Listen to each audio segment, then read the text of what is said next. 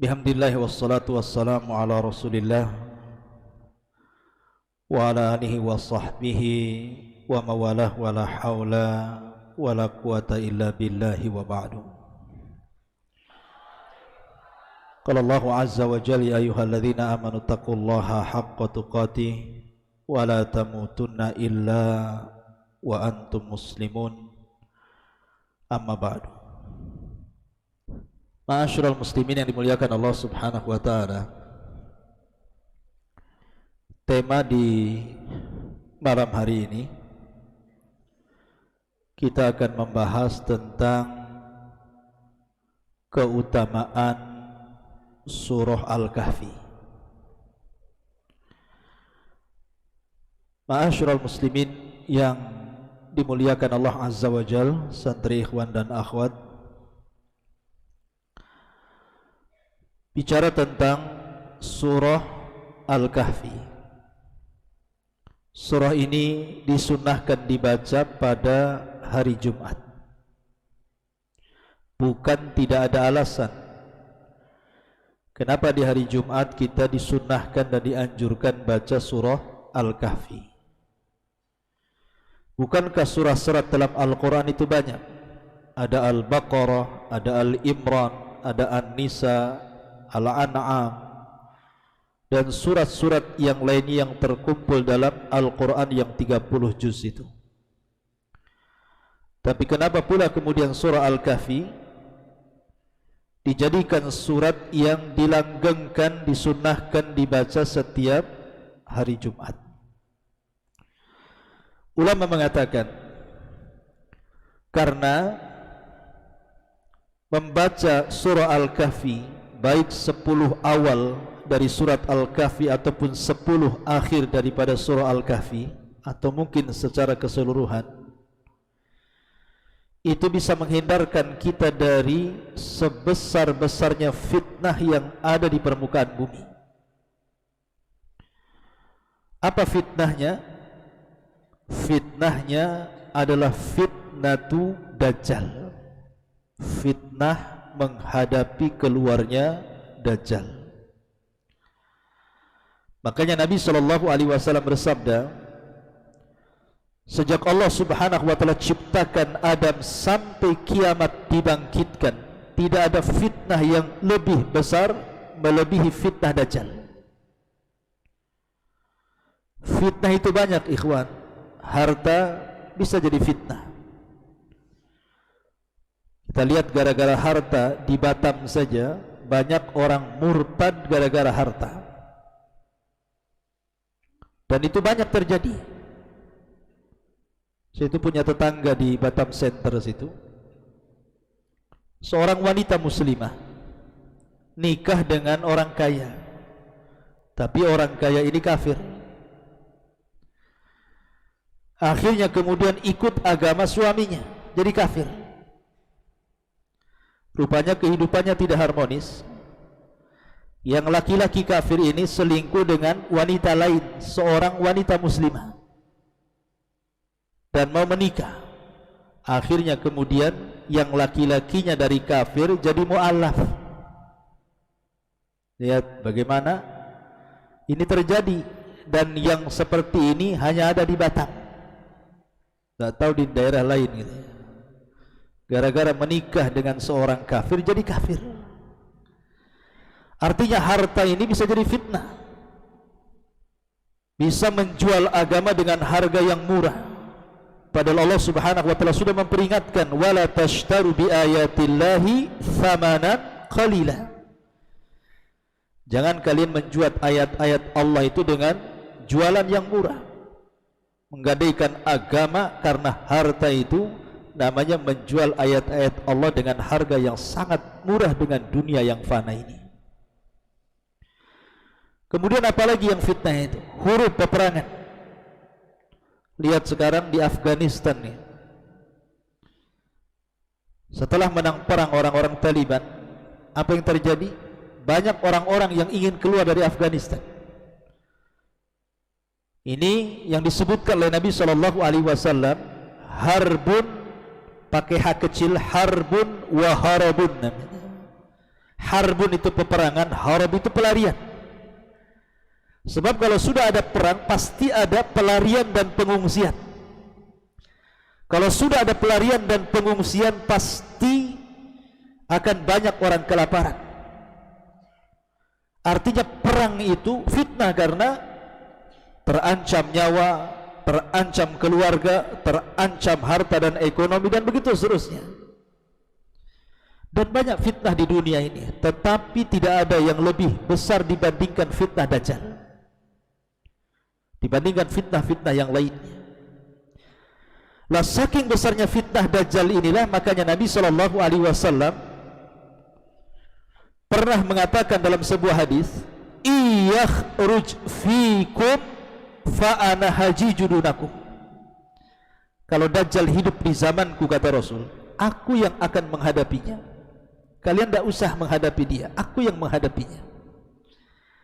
Tetapi wa iyakhruj fikum wa ana mayyitun fa kullu nafsin hajijuduna. Tapi kalau Dajjal hidup sepeninggal diriku, kata Rasul, maka kalian akan menghadapi Dajjal sendiri-sendiri. Ketika itu kullu nafsin dha'iqatul maut, setiap jiwa pasti mati. Karena Dajjal tidak bisa dikalahkan dan dibunuh kecuali oleh seorang nabi. Tetapi Nabi SAW sudah memberikan solusi bagaimana cara menghadapi fitnah Dajjal itu. Salah satunya kita disuruh untuk berlindung dari 4 perkara dalam salat sebelum salam. Allahumma inni a'udzubika min adzabi jahannam wa min adzabil qabri wa min fitnati al-mahya wal mamat wa min fitnati syarri masihi Dajjal. Suka dibaca antum dalam salat atau langsung salam gitu. Ya. Kemudian yang kedua, salah satunya dengan membaca surah Al-Kahfi 10 ayat, atau di awal atau di akhir. Boleh di awal, boleh di akhir, atau sebaiknya semuanya. Pertanyaannya, kenapa surah Al-Kahfi bisa menghadapi fitnah Dajjal? Kenapa tidak Al-Baqarah aja yang panjang? Atau Al-Imran gitu. Kenapa surah Al-Kahfi yang separuh daripada surah Al-Baqarah ayatnya? Karena Dajjal itu akan membawa 4 fitnah, dan 4 fitnah itu dijelaskan dalam surah Al-Kahfi. Pertama, Dajjal akan membawa fitnah harta, al-mal.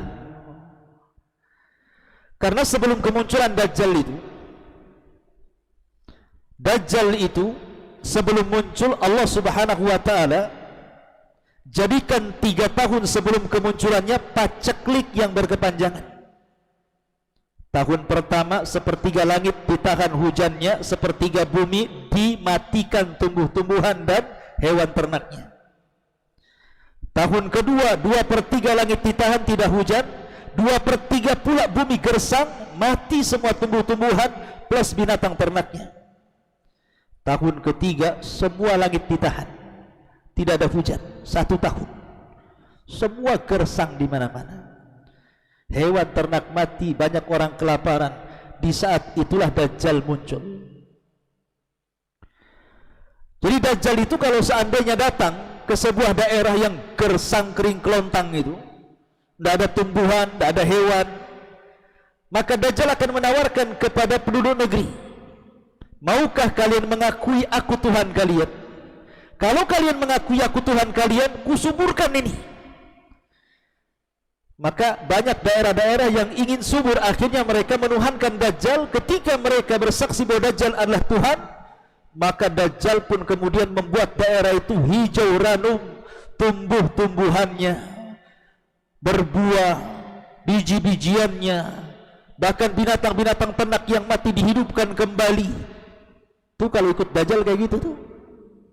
Tapi kalau menentang Dajjal, sebaliknya sudah kering kelontang, makin disusahkan kehidupannya.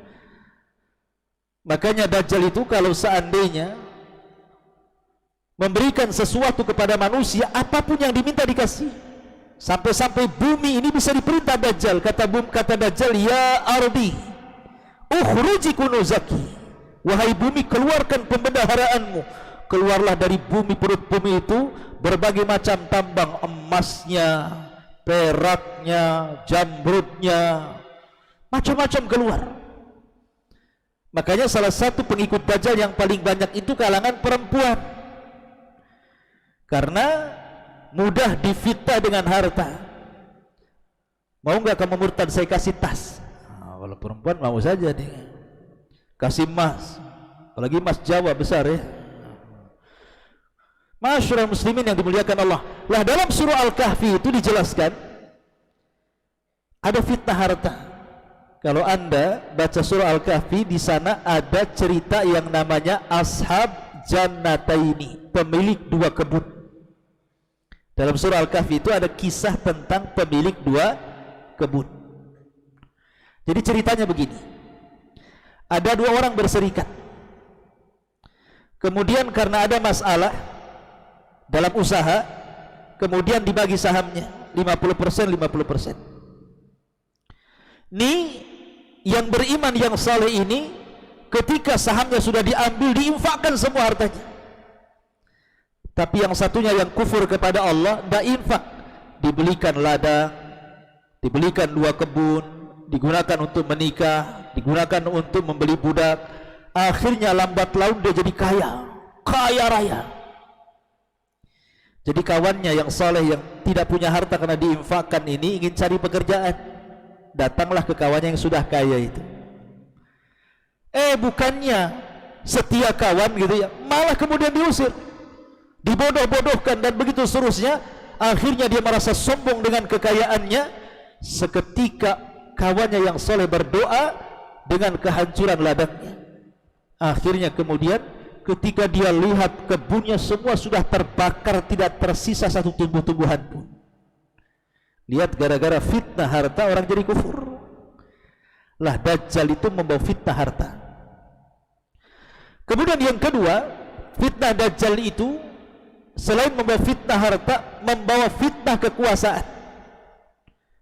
Karena Dajjal itu akan berkuasa bukan hanya satu daerah, tapi satu dunia. Dalam waktu sesingkat-singkatnya 40 hari, Dajjal itu akan mampu keliling dunia. Tidak ada satu tempat kecuali dipijak Dajjal, termasuk ke Jabal Uhud, termasuk ke hutan-hutan sini. Dajjal akan sampai juga sini, ketiban kampung ya. Karena Nabi yang mengatakan selama 40 hari itu Dajjal, yang satu harinya, hari pertama sama dengan setahun, hari kedua panjangnya sama dengan sebulan, hari ketiga panjangnya sampai sama dengan sepekan, hari keempat dan begitu seterusnya, waktunya akan normal. Maksudnya hari pertama yang satu hari sama dengan sebulan, hari kedua satu hari sama dengan satu hari sama dengan setahun, hari kedua satu dengan sebulan, hari ketiga sama dengan sepekan. Maksudnya diisyaratkan kepada daerah-daerah kutub. Daerah kutub itu siangnya lama, berhari-hari siangnya, malamnya juga lama. Kalau puasa daerah kutub orang bisa mati karena siangnya lama banget gitu, sampai berhari-hari baru sore ya. Makanya sahabat bertanya Rasul, ketika yang satu hari sama dengan setahun itu macam mana sholat kami, macam mana puasa kami gitu, masa puasa satu tahun matilah kami.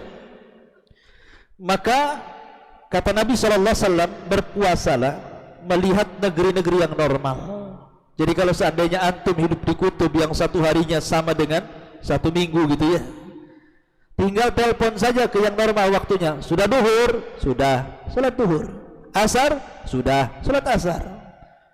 Pamannya lagi puasa nih, sedang sahur padahal jam 8 di kutub itu. Nanti sudah maghrib, sudah padahal masih sore gitu, belum maghrib, makan. Jadi dikiaskan kepada darah normal ya. Lah Dajjal itu selama 40 hari, 3 hari darah kutub dan selebihnya darah normal itu keliling dunia tuh. Makanya Rasul mengatakan, tidak ada satupun tempat di bumi illa saya tahu Dajjal, kecuali akan diinjak Dajjal. Artinya Dajjal akan keliling dunia, menguasai orang-orang, mencari pengikut sebanyak-banyaknya, dan akan menjadi penguasa dunia. Jadi Dajjal membawa fitnah kekuasaan. dalam surah Al-Kahfi ada kisah apa? Kisah Raja Dzulqarnain. Dalam surah Al-Kahfi itu ada kisah Raja Dzulqarnain. Dan Raja Dzulqarnain itu satu di antara 4 raja yang pernah menguasai dunia. 2 mukmin, 2 kafir. Yang mukmin Namrud, kemudian yang kedua Bukhtun Nasr, yang kafir Nabiullah Sulaiman dan Dzulqarnain, dan yang terakhir Imam Mahdi yang kelimanya. Jadi Dzulqarnain ini menurut riwayat Abdullah ibn Abbas radhiyallahu anhuma selama 500 tahun berjalan keliling dunia dari ujung barat, ujung timur, ujung selatan, ujung utara, menemui kaum-kaum mendakwahkan tauhid. Jadi kekuasaannya melebar di mana-mana Dzulqarnain itu.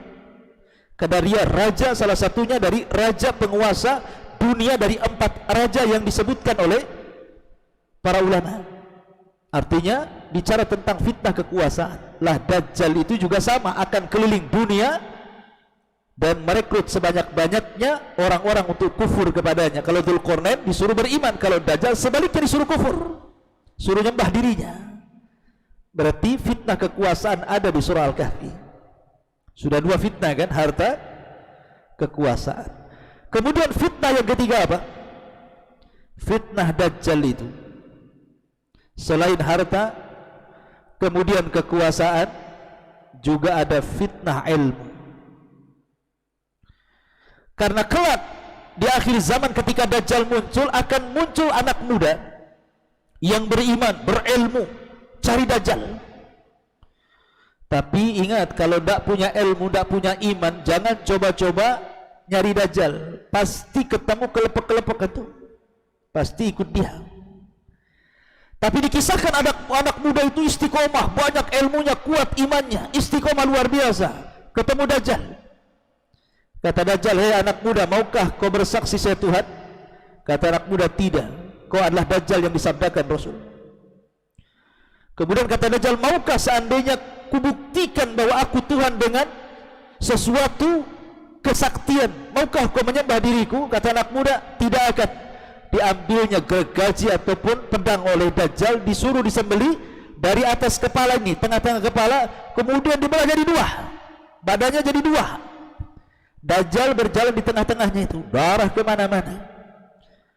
Setelah itu Dajjal mengatakan, hidup kamu. Tiba-tiba ini badan yang sudah belah ini kemudian rapat lagi, kemudian hidup lagi. Antum tahu ilmu rawa rontek? Pernah dengar? Itu di film-film, nggak jelas. Itu bohong. Masyarakat muslimin yang dimuliakan, jadi anak muda ini hidup lagi.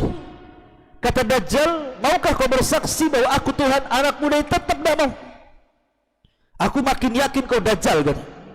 Akhirnya Dajjal mengambil pisau hendak menusuk, tapi tidak bisa karena takut kelemahannya ketahuan. Diambilnya tangan anak muda, dilemparkan ke dalam api, karena Dajjal itu membawa api dan air. Yang api itu sorga, yang air itu neraka, gitu maksudnya. Jadi di surah Al-Kahfi itu juga ada fitnah berkenaan dengan ilmu. Cerita siapa? Cerita Nabi Musa dengan Khidir. Nabi Musa ini sedang berceramah di hadapan Bani Israel. Selesai berceramah, ada seorang Bani Israel naik dan mengatakan, "Hai Musa, saya ingin bertanya, ada enggak orang yang lebih alim dari kamu?" Kata Nabi Musa, "Tidak ada yang lebih alim dari saya." Lupa mengucapkan insya Allah. Harusnya Musa mengucapkan insya Allah, tidak ada kecuali saya. Tapi dia lupa mengucapkan insya Allah. Gara-gara dia lupa mengucapkan insya Allah, akhirnya Allah pun hukum Nabi Musa dan mengatakan, ada di sana ada orang saleh, dia punya ilmu, kau tak punya, kau belajar sama dia. Maksudnya orang saleh di sini adalah Khidir alaihi salatu wassalam. Ada yang mengatakan Khidir seorang nabi, ada yang mengatakan orang saleh saja. Maka Musa akhirnya dengan Yusha ibn Nun mencari Khidir, entah berapa waktu, tidak dijelaskan dalam Quran dan Sunnah. Alamatnya bukan kayak kita cari alamat nomor rumah sekian, RT sekian, RW sekian, kelurahan sekian, kecamatan, kabupaten, ibu kota. Bukan. Nyari alamatnya itu dengan membawa ikan asin. Tahu ikan asin? Ikan yang dikeringkan itu ikan asin namanya. Kemudian ditaruh di miktal, ditaruh di tempat, di bejana, ditenteng sama Yusha ibn Nun. Kata Allah, nanti kalau engkau berjumpa dengan dua pertemuan air lautan, maka ikan itu akan hidup, kemudian akan loncat ke air. Ikuti ikan itu, kau akan ketemu dengan orang itu. Nyari alamat kayak gini di mana, ikhwan? Di mana cari alamat pertemuan dua air lautan? Alamatnya ikan pula, ikan yang hidup katanya. Kak bingung, kecuali kan sudah jelas alamatnya. Cari di Sekupang, di Tiban Kampung, jalan air terjun. Di situ ada pesantren. Temui Abu Humairah. Sana. Ini cari pertemuan dua lautan, nanti alamatnya ikannya akan hidup, nyemplung, kok ikut ikan itu katanya. Apa nggak stres cari alamat kayak gini? Sehingga Musa bertahun-tahun dari Khidir, akhirnya kalau bukan karena takdir Allah nggak akan ketemu dia. Tapi Allah takdirkan berjumpa juga dengan Khidir. Akhirnya belajar sama Khidir, pelajarannya aneh pula. Pertama, Khidir bunuh anak bolongi kapal. Naik kapal, kemudian setelah sampai kapalnya dibolongi. Kemudian keluar dari kapal, ada anak kecil ditangkap, disembelih. Kemudian ada rumah mau roboh, tiba-tiba diperbaiki, juga jelas siapa orangnya. Kata Nabi Musa, ini apa ini? Ilmu apa kok? Main bocor-bocor kapal, bunuh-bunuh orang, benerin rumah orang, gak jelas kan ini. Baru dijelaskan, adapun kenapa saya bolongi kapal? Karena kalau kapal bagus diambil sama raja di sini zalim. Kalau nampak kapal bagus diambil dia. Makanya nampak rusak tak diambil. Adapun anak ini kenapa saya sembeli? Ini anak ini kalau besar durhaka sama orang tuanya, dia bisa bunuh orang tuanya. Sebelum dia bunuh orang tuanya, aku bunuh dulu dia. Tapi Khidir tahu karena dia nabi, dapat wahyu. Jangan pula bunuh-bunuh orang. Kenapa kau bunuh orang? Nanti jadi jahat tuh kalau besar. Gak bisa ya. Kita bukan nabi atau wahyu ya. Adapun kemudian bangunan yang roboh itu yang punya anak yatim, kasihan. Orang desa sini bakhil. Di bawah rumah itu ada harta karun. Kalau sampai roboh rumah ini, kata orang harta karun dicuri sama orang kampung. Ini yang punya anak yatim, kita perbaiki. Dapatlah ilmu dari sini. Intinya bahwa ada fitnah ilmu. Terkadang dengan ilmu orang bisa takabur, terkadang dengan ilmu orang bisa tawadhu. Maka Dajjal itu juga membawa fitnah ilmu. Fitnah harta sudah ada dalam surah Al-Kahfi. Fitnah kekuasaan ada dalam surah Al-Kahfi. Fitnah ilmu ada dalam surah Al-Kahfi. Kemudian fitnah agama, ini yang paling bahaya. Dajjal itu bawa fitnah agama. Siapapun yang berjumpa dengan Dajjal wajib dan harus menanggalkan agamanya, harus menuhankan dirinya dan meninggalkan Allah Azza wa Jalla. Itulah fitnah Dajjal. Sampai Dajjal itu masuk ke perkampungan dari orang Baduy, orang Arab yang jahil-jahil itu. Kemudian Dajjal ngomong, kalau sekiranya bapak kalian kuhidupkan, mau enggak kau nuhankan saya? Kau bercanda Dajjal. Betul tak katanya. Dibawanya orang-orang kampung itu ke kuburan. Kemudian kata Dajjal, hei penghuni kuburan, bangkit kalian. Bangkit semua ya, emaknya yang sudah mati bangkit, bapaknya yang sudah mati bangkit, atuknya yang sudah mati bangkit, semua bangkit semua. Tuh bayangkan, yang sedih gara-gara ibunya meninggal terhibur, lama mak bisa hidup balik katanya. Kata emaknya, hei anakku sini, aku hidup gara-gara si Dajjal, dia Tuhan karena bisa menghidupkan aku, sembah dia. Padahal orang-orang yang bangkit dari kuburan itu bukan asli, tetapi syaitan yang menyerupai ibu bapa mereka. Tapi karena orang jahil, akhirnya mereka percaya saja, akhirnya ikut Dajjal, ditinggalkannya tauhid, jadi syirik menyembah Dajjal. Itulah fitnah agama. Maka dalam surah Al-Kahfi ada cerita tentang fitnah agama. Apa? Cerita Ashabul Kahfi. Anak-anak muda ketika itu kerajaan Romawi sedang mengadakan pesta menyembah berhala. Diundanglah para pejabat daerah-daerah itu. Mungkin kalau bahasa kitanya diundanglah gubernur, wali kota, pokoknya disuruh ke Jakarta sana. Lah anak-anaknya pejabat ini, anak wali kota, anak gubernur, anak menteri, ada anak-anak pejabat ini orang-orang yang beriman, yang tidak suka dengan penyembahan berhala. Akhirnya ketika sampai di kota, kok ini perayaan ngapain yang berhala? Akhirnya nyingkir satu, kemudian nyingkir dua, tiga, empat, sampai ada 7 anak muda. Tidak ada koordinasi, tetap berkumpul saja di situ. Akhirnya memberitahu bahwa ini kesyirikan, tidak boleh. Akhirnya ditangkap sama raja, disuruh tobat. Kemudian anak-anak muda ini meminta 3 hari. Nanti kami pikirkan dulu. Rupanya 3 hari dibuat kabur. Kabur, dia akhirnya sembunyi di gua. Gua yang dalam disebut Al-Kahfi. Kalau guanya tidak dalam disebut Ghar. Makanya ada Ghari Hira, Ghari Thur. Gua Hira, gua Thur. Itu guanya pendek, lobang, itu saja. Tapi kalau dalam itu disebut Al-Kahfi dalam bahasa Arabnya. Lah anak-anak muda itu masuk di gua Al-Kahfi itu. Makanya kisah ini disebut Ashabul Kahfi. 300 tahun lebih ditidurkan di situ, enggak bangun-bangun. Mungkin kalau antum ditidurkan 300 nggak ada Jabal Uhud ya. Bangun udah nggak ada semua, nih kawan-kawan mati semua, udah masuk tamiang semua. 300 tahun bukan waktu yang lama, mau sebentar 300 tahun ya. Dihidupkan, mata uangnya berbeda. Jadi mereka sampai, padahal mereka anak pejabat, kurang apa dengan dunia? Mereka kaya, orang tuanya kaya, punya istana, tapi mereka menyingkir karena menyelamatkan agama. Lah Dajjal itu mau fitnah agama. Karena Dajjal itu bawa fitnah harta, bawa fitnah kekuasaan, bawa fitnah ilmu, bawa fitnah agama. Makanya surah Al-Kahfi ini kalau dibaca bisa melindungi kita dari Dajjal. Makanya di hari Jumat biasakan nanti para musyrik tolong arahkan santri ini setiap malam Jumat baca surah Al-Kahfi. Karena itu bisa melindungi fitnah Dajjal. Ya minimalnya 10 ayat antum hafal. Karena itu bisa melindungi fitnah Dajjal. Wallahu alam ikhwan, ini karena ini perdana kajian kita. Insyaallah mungkin setiap hari Ahad kita kajian. Mudah-mudahan manfaat di malam hari ini. Subhanakallah bihamdika asyhadu an la ilaha illa anta astaghfiruka wa atubu ilaik.